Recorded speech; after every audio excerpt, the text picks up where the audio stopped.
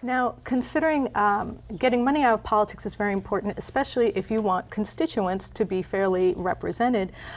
In Baltimore City, Councilman Christopher Burnett has planned a free election fund. I was wondering if you have any plans to get money out of politics so that constituents can be fairly represented. Yeah, so I think there are two issues really there. Okay. Public financing of campaigning is absolutely important, and we need to move in that direction so that folks like me and others can run a campaign, a solid, strong campaign, which we are because of the activists in the community and those people that are on board and really are motivated for change and for a fresh start in Baltimore County.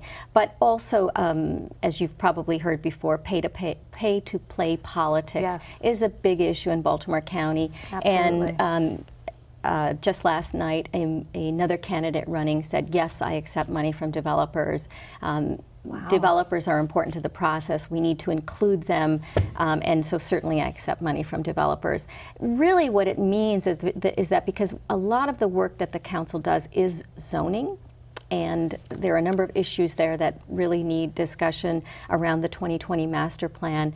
The case is that candidates that accept money from developers, and there are a number of candidates that do accept that money, are then, unfortunately, we think, beholden to the interests of those developers. And if we can get that money out of politics, we can run campaigns around issues and then build, to do the business of the people in the interest of the people. Right.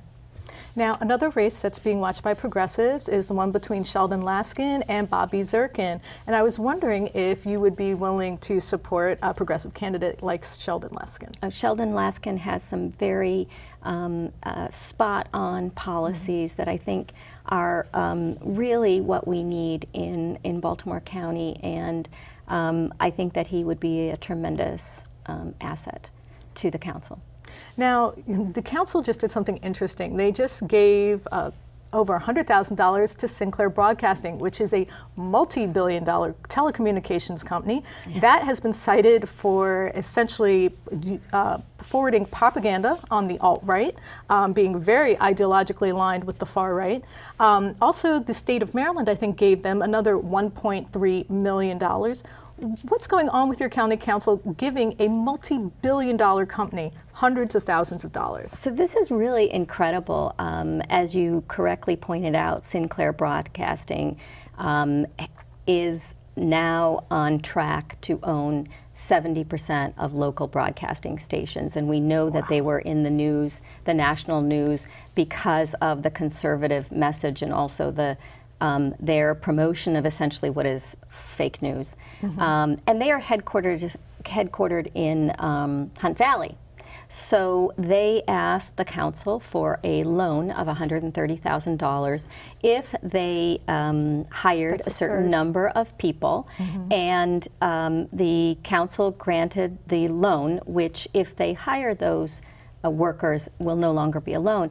This is extremely problematic, not only because of the position, the ideology of this company, but if I want to open a small business, if you want to open a small business, we have to go to the bank and ask for a loan. This is a multi-million-dollar company. We do not need to be giving them loans. We need to be investing that in so many other programs, including in our schools. That's an excellent point. I still can't comprehend how a multi-billion-dollar company that has tripled in size over the past decade needs a loan from the Baltimore County Council. That logic eludes me. Tell me this, there are a lot of Trump supporters in your district. How do they react to you when you come forward with your progressive ideas and progressive policies? People are amazingly receptive. I think we've had, I know that we've had a very positive response. Many people who are looking for a fresh start in Baltimore County. District 3, the current councilman has been in politics in Maryland for 43 years. And our message is it's time for a fresh start. It is time for a fresh start. There are so many issues that require our attention, but even more than that, we can do better. We can look forward. We can make a difference. Now, it seems to me you might be one of many women who has been motivated to run for a government position because of Trump. So many women have started running for city council and delegate. They're coming out of the woodwork. So tell me this, as a woman who's running for a political office, how important do you think it is that women run, and what kind of impact do you think you can have as a woman on politics? Right, so women represent more than 51% of the population in Maryland, and they constitute only a third of our representatives at the state level, and less than a fifth on our councils. We have no woman representative in Washington, D.C. any longer.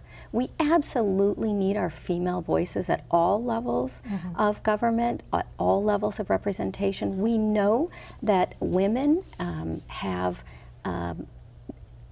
rich views, women's views enrich the discussion. Yes. We offer alternate perspectives. We have different experiences. Our vision is different. We can work together. We build consensus. We have a lot of experience that needs to be part of the discussion.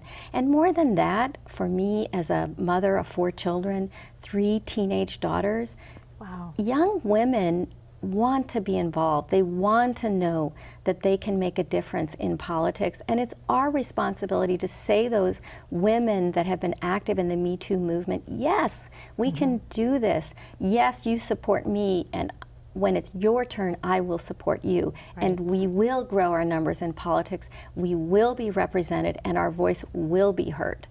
I think that your daughters are very lucky that you're modeling this for them. I'm going to switch gears a little bit and ask you about a public health crisis that has been devastating Maryland, and that is the opioid epidemic.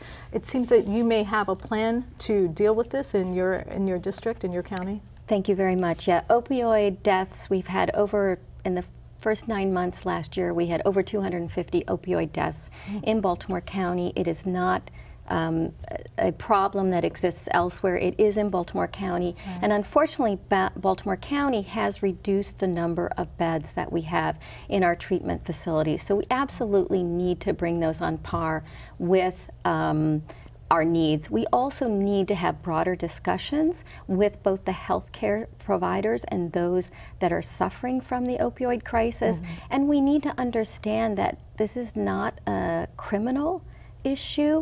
This is a health issue. These are our sisters, our brothers, our cousins, our mothers, our fathers, and they are members of our community, and we need to provide for them. So we need to include in our budget the money for those treatment facilities, and to encourage greater discussion with Baltimore City about how we can provide appropriate treatment and not ignore it. Now, finally, my last question would be this. What kind of advice would you give to the Democratic Party who's trying to take the House? What kind of advice would you give to your fellow Democrats who are trying to sway the minds of Trump voters? I would say that we need to get out there. We need to share our message. We need to speak to people and listen to them, to know what their concerns are, and to let them know that we have a platform that responds to their needs, and we're willing to continue listening so that we can solve those issues that they and those in their community face in a way that is beneficial for all of us, so that we can move forward in a positive way rather than in a negative response. We can take control, we can be in charge, we can be the community that we want to be. It's time for a fresh start. Thank you. Thank you. I'd like to thank my guest, Colleen Ebacher, for joining us, who is running for Council Representative of District 3. And I'd like to thank you for joining me at the Real News Network.